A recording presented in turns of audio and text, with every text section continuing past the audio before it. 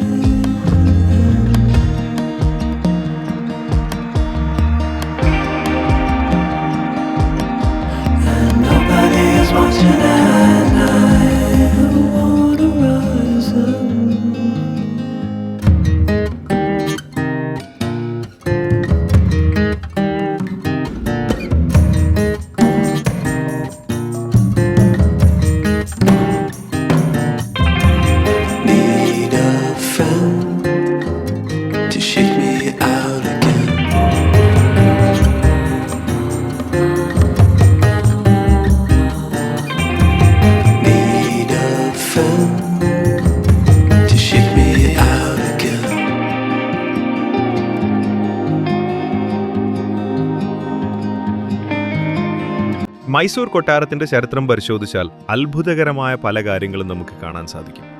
14-ാം നൂറ്റാണ്ടിലാണ് വടയാർ രാജവംശം ഇവിടെ ആദ്യമായി ഒരു കൊട്ടാരം നിർമ്മിക്കുന്നത്. എന്നാൽ അന്ന് അത് പൂർണ്ണമായും ചന്ദനത്തടിയിൽ തീർത്ത ഒന്നായിരുന്നു.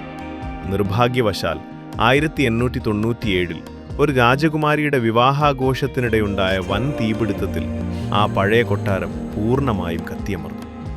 തുടർന്ന് അന്നത്തെ രാജാവായിരുന്ന കൃഷ്ണരാജ വടയാർ നാലാമനും അദ്ദേഹത്തിന്റെ മാതാവ് വാണി വിലാസ സന്നിധാനയുമാണ് പുതിയൊരു കൊട്ടാരം പണിയാൻ തീരുമാനിച്ചത്. ബ്രിട്ടീഷ് ആർക്കിടെക്റ്റായ ഹെൻറി ഏർവിനാണ് ഇതിന്റെ രൂപരേഖ തയ്യാറാക്കിയത്. 1897 നിർമ്മാണം ആരംഭിച്ച് 1912 അതായത് 15 വർഷത്തെ കഠിനാധ്വാനത്തിനൊടുവിലാണ് ഇന്ന് നമ്മൾ കാണുന്ന ഈ പ്രൗഢിയുള്ള കൊട്ടാരം പൂർത്തിയായത്. അക്കാലത്ത് ഏകദേശം 41 ലക്ഷം രൂപയായിരുന്നു ഇതിന്റെ നിർമ്മാണ ചെലവ്.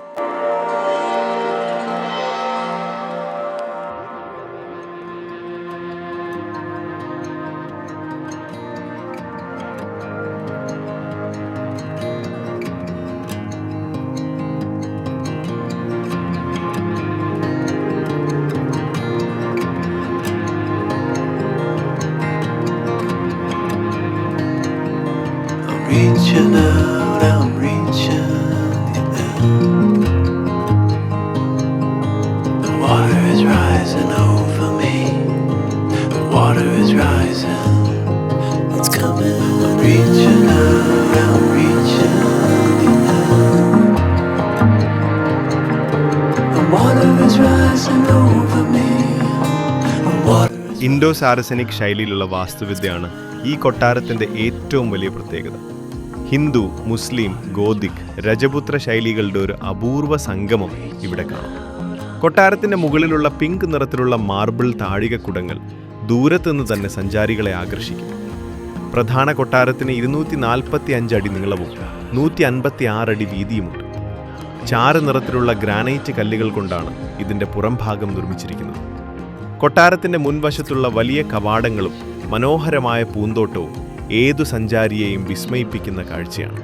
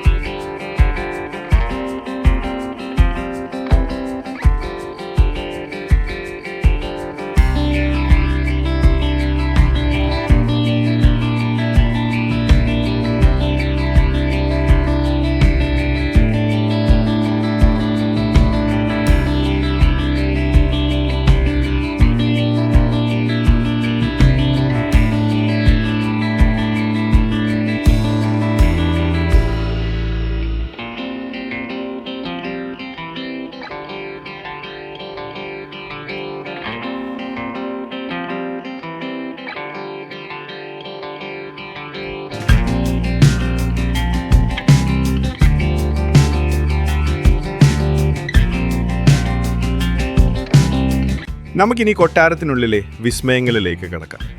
അകത്തേക്ക് പ്രവേശിക്കുമ്പോൾ തന്നെ നമ്മളെ വരവേൽക്കുന്നത് പബ്ലിക് ദർബാർ ഹാൾ അഥവാ ദിവാനിയാമാണ്. സ്വർണ്ണ നിറത്തിലുള്ള കൊത്തുപണികൾ ചെയ്ത കൂറ്റൻ തൂണുകളും വർണ്ണാഭമായ മേൽക്കൂരയും ഇവിടുത്തെ പ്രത്യേകതയാണ്. പണ്ട് ദസറ ഉത്സവ സമയത്തും മറ്റും രാജാവ് പ്രജകളെ കണ്ടിരുന്നത് ഇവിടെ വെച്ചാണ്. അടുത്തതായി നമ്മൾ കാണുന്നത് അംബവിലാസ് എന്നറിയപ്പെടുന്ന സ്വകാര്യ ദർബാർ ഹാളാണ്.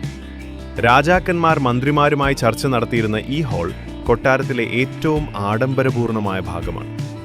വെള്ളിവാതിലുകളും ആനക്കൊമ്പ് പാകിയ ചന്ദനവാതിലുകളും ഈ കൊട്ടാരത്തിന്റെ സമ്പന്നത വിളിച്ചോതുന്നു. തറയിൽ പാകിയിരിക്കുന്ന വിദേശ മാർബിളുകളും മനോഹരമായ ചില്ലുവിളക്കുകളും ഇവിടുത്തെ പ്രൗഢി വർദ്ധിപ്പിക്കുന്നു. കൊട്ടാരത്തിന്റെ ചുവരുകളിൽ അക്കാലത്തെ പ്രഗത്ഭരായ കലാകാരന്മാർ വരച്ച വലിയ ചുവർചിത്രങ്ങൾ നമുക്ക് കാണാം. മൈസൂരിലെ ദസറ ഘോഷയാത്രയുടെയും രാജകീയ ജീവിതത്തിന്റെയും തന്മയത്വമുള്ള ചിത്രങ്ങൾ ഇവയിലുണ്ട്.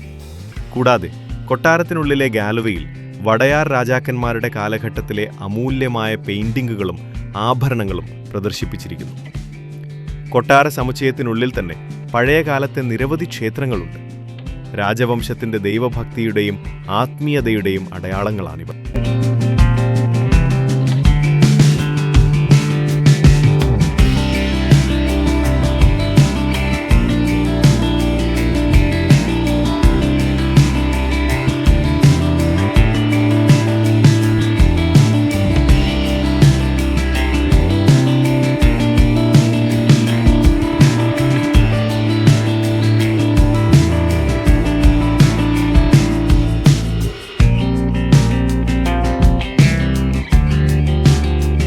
മൈസൂർ കൊട്ടാരത്തെക്കുറിച്ച് പറയുമ്പോൾ അവിടുത്തെ രാത്രികാലത്തെ ദൃശ്യഭംഗി പറയാതെ വയ്യ. ഞായറാഴ്ചകളിലും പ്രത്യേക ഉത്സവ ദിവസങ്ങളിലും രാത്രി 7 മുതൽ 8 മണി വരെ കൊട്ടാരം ഏകദേശം 100,000-ഓളം ബൾബുകൾ കൊണ്ട് ദീപാലങ്കൃതമാക്കും. ആ കാഴ്ച സ്വർണ്ണത്തിൽ കുളിച്ചു നിൽക്കുന്ന ഒരു വിസ്മയം പോലെ തോന്നിപ്പിക്കും.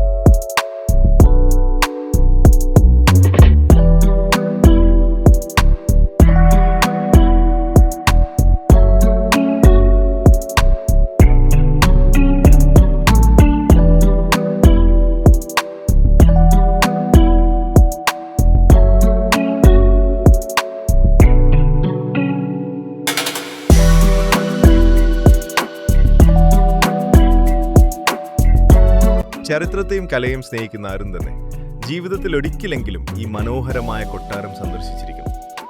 ഇന്നത്തെ ഈ രാജകീയ യാത്ര നിങ്ങൾക്ക് ഇഷ്ടമായെന്ന് കരുതുന്നു. വീഡിയോയെക്കുറിച്ചുള്ള നിങ്ങളുടെ അഭിപ്രായങ്ങൾ താഴെ കമന്റ് ചെയ്യുക. ഈ വീഡിയോ ലൈക്ക് ചെയ്യാനും നിങ്ങളുടെ സുഹൃത്തുക്കൾക്ക് ഷെയർ ചെയ്യാനും മറക്കരുത്. ഇതുപോലുള്ള കൂടുതൽ വിസ്മയകരമായ വീഡിയോകളുമായി ദ പോപ്കോൺ എംപയർ വീണ്ടും എത്തും. നന്ദി.